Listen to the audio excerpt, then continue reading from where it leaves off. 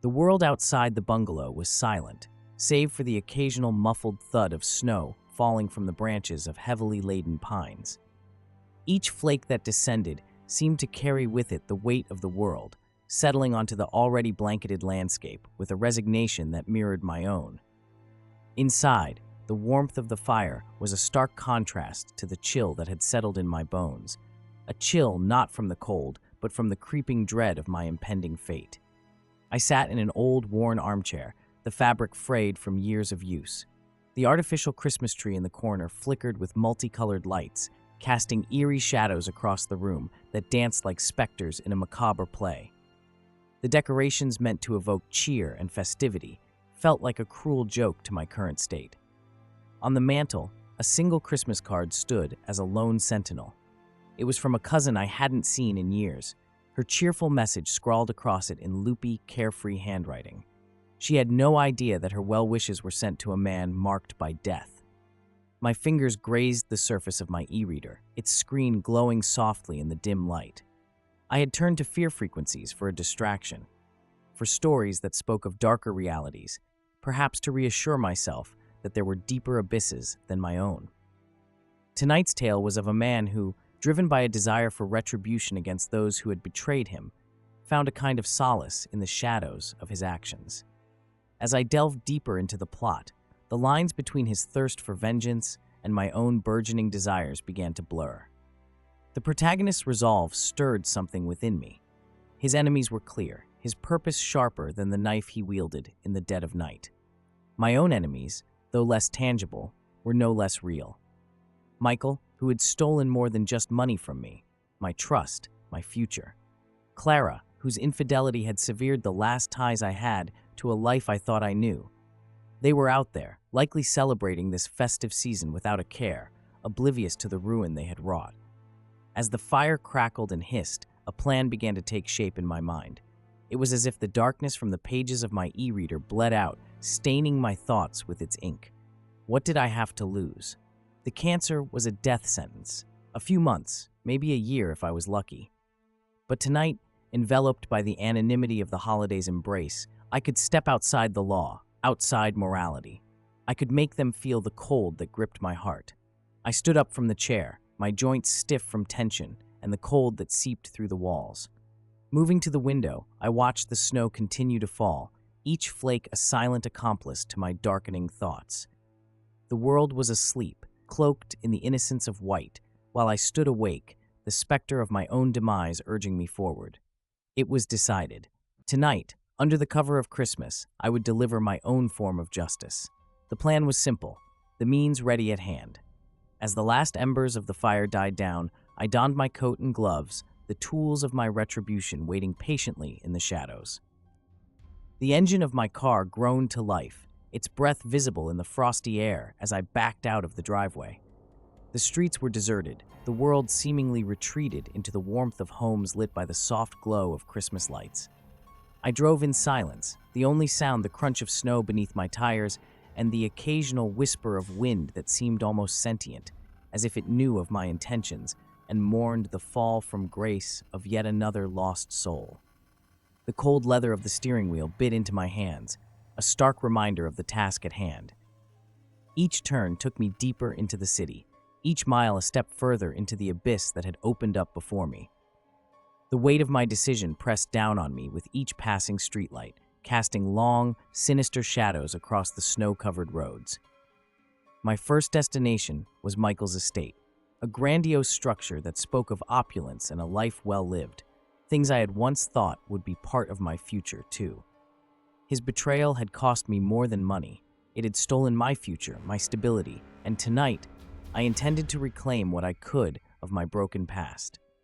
I parked a little way off from his property. The mansion loomed out of the darkness, its windows aglow with festive cheer. How many Christmases had I spent there, laughing and toasting to our success, all the while blind to the knife Michael held behind his back? The thought fueled a bitter anger, and with a determined breath, I stepped out into the night. The snow muffled my footsteps as I approached, each step deliberate, each breath a cloud of visible determination in the icy air. I found the hidden key right where I knew it would be, under a stone statue of a cherub in the garden, a mockery of innocence. Inside, the house was warm, the air filled with the rich scent of pine and the subtle undertones of a fire burning somewhere in the depths of the lavish living room. I didn't pause to admire the decorations, the twinkling tree, or the stockings hung with care. My heart beat a staccato rhythm, echoing in my ears as I ascended the staircase to where I knew Michael would be sleeping. The door to his bedroom was slightly ajar, a sliver of light escaping into the dark hallway. I pushed it open gently, my movements as silent as the falling snow outside. There he was, sleeping soundly amid luxurious linens, his breathing even and unsuspecting. The sight of him, so vulnerable, sparked a flare of power within me, a dark echo of the control he had once wielded over my life. "Merry Christmas, Michael," I whispered, the words a hiss of escaping steam. My hand was steady as I drew the knife, a sharp, gleaming piece of steel that caught the faint light of the room. The deed was done quickly, a swift, silent reclaiming of my stolen dignity. He barely stirred, his last breath a whisper of confusion in the cold night air. Leaving Michael's house felt like emerging from a deep, dark water, the weight of my actions a heavy cloak around my shoulders. But there was no time to ponder the morality of my choice, not yet. Clara was next, her betrayal a wound that still bled freely in the darkest corners of my heart. As I drove to her apartment, the city seemed to close in around me, the festive lights blurring into a kaleidoscope of accusing eyes. But I was committed now, driven by a force that felt both alien and intimately familiar. Tonight, I was the hand of fate, and I would not be swayed from my course. The city's heart beat quietly as I navigated its veins, the snow-covered streets slick under the tires, reflecting back the high beams of my car like the accusing eyes of a jury. I found a parking spot a few blocks away from Clara's building. The high-rise towered over the lesser buildings around it, a monolith of glass and steel veiled in the soft glow of streetlights. The memory of Clara's betrayal echoed in my mind as I walked towards it, her promises turning to ashes with every step. I slipped into the building without a sound, the lobby deserted, adorned with a lonely Christmas tree that twinkled sadly in the corner. The security guard was absent, likely making rounds or warming up with a cup of coffee somewhere out of sight. Luck, it seemed, was on my side, or perhaps it was merely the universe's indifference to the acts of men like me. Taking the stairs two at a time, I ascended to Clara's floor, my heart hammering against my ribs, not just from the exertion but from the surge of emotions, anger, grief, and a spiraling despair. I paused at her door, steadying my breath, trying to silence the pounding in my chest. Her door was locked, but I had come prepared. The lock gave way with a soft click under the gentle persuasion of my tools, a skill I had learned in my younger, more reckless days. I eased the door open, the hinges whispering secrets into the still air of the hallway.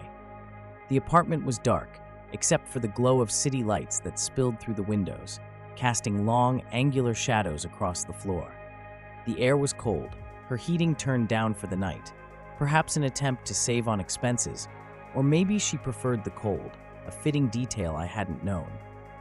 I found Clara asleep in her bedroom, the covers drawn up to her chin, her chest rising and falling with the deep, even breaths of the unsuspecting. The moonlight framed her face, highlighting the gentle curve of her cheek, the soft parting of her lips. A pang of something akin to sorrow fluttered in my chest. This was not the reunion I had once imagined. "You should have been true," I whispered, my voice breaking the heavy silence. The knife felt heavy in my hand, its presence a grim reminder of why I was here.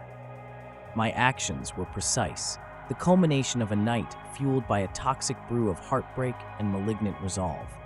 She didn't stir, her departure from this world as quiet as a sigh. I stood over her for a long moment, the gravity of my actions settling over me like a shroud.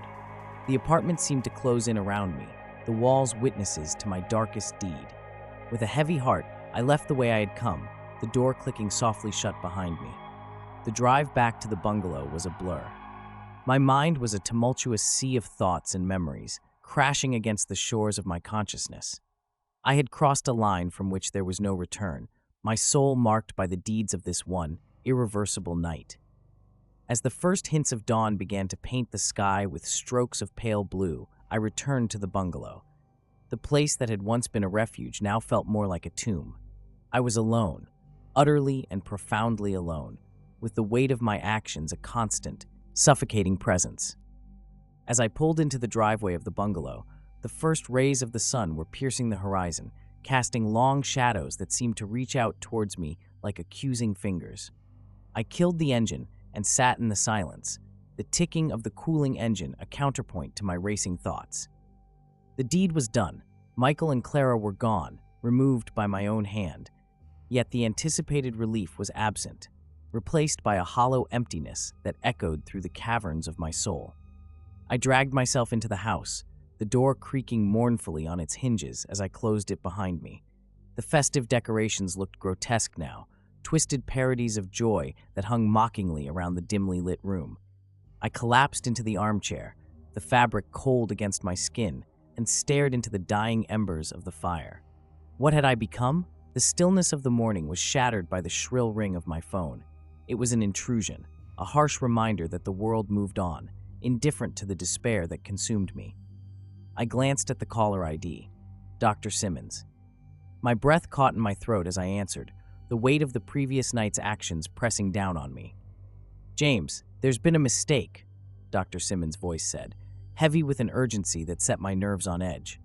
"You aren't dying. The tests were mixed up. You're healthy." The phone slipped from my limp grasp, clattering against the hardwood floor. Not dying? Healthy?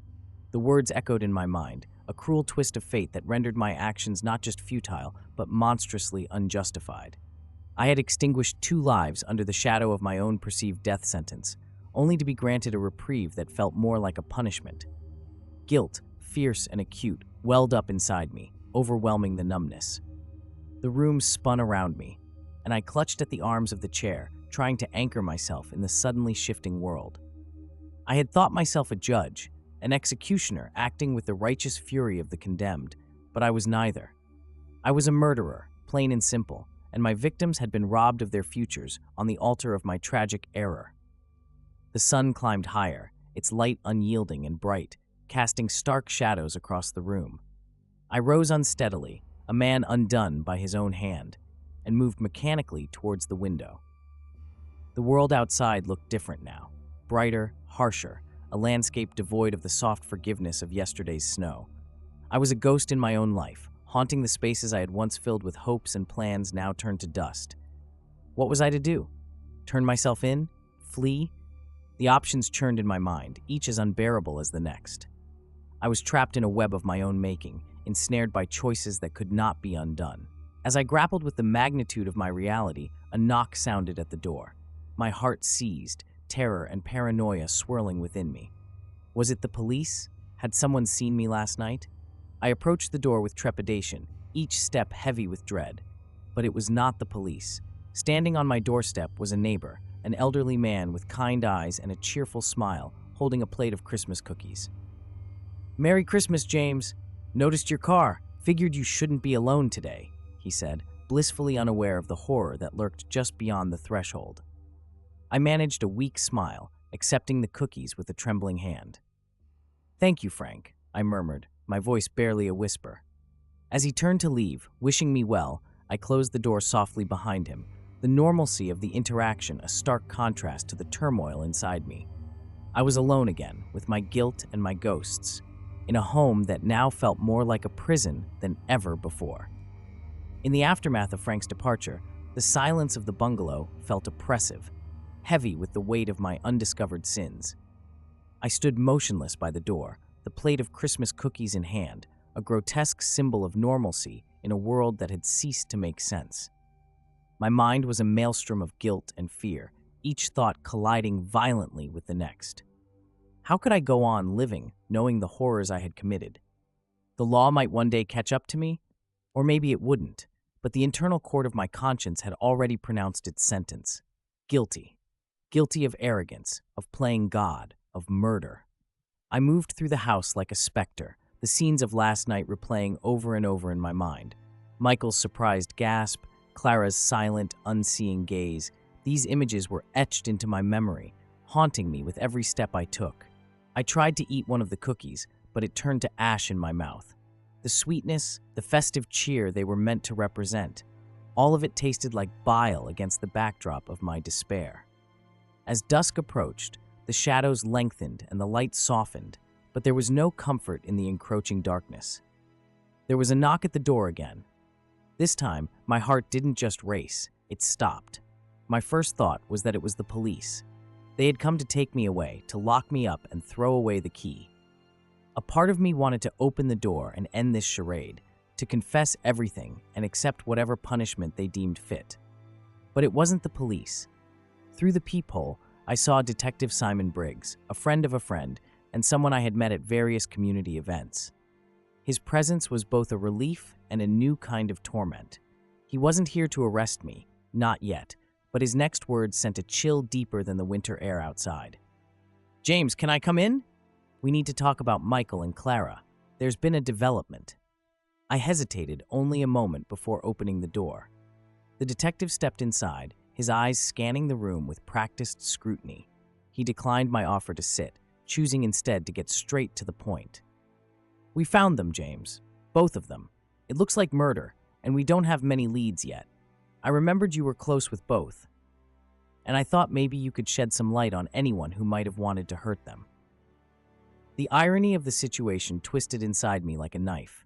Here I was, being asked for insights into the murders I had committed. The universe seemed to mock me with its cruel twists of fate. I don't know, Simon. I can't think of anyone," I stammered, each word a stone tied to my soul, dragging it deeper into the abyss. Simon studied me for a moment, his gaze piercing. "All right, if you think of anything, you know how to reach me." As he left, he paused at the door, turning back with a look that I couldn't quite read. "Take care of yourself, James. You look like you could use some rest." The door closed behind him, and I was alone again, but the visit had changed something.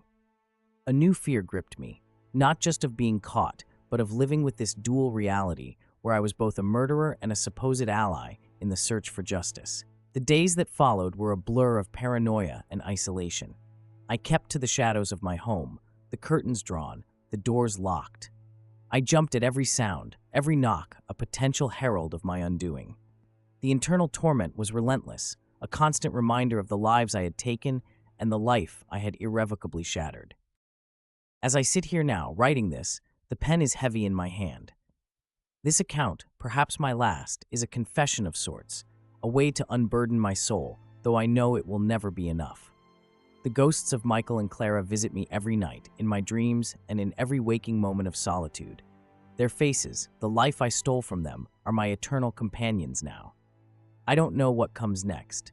Perhaps one day I'll find the courage to turn myself in, to face the consequences of my actions. Or maybe I'll find a different kind of release.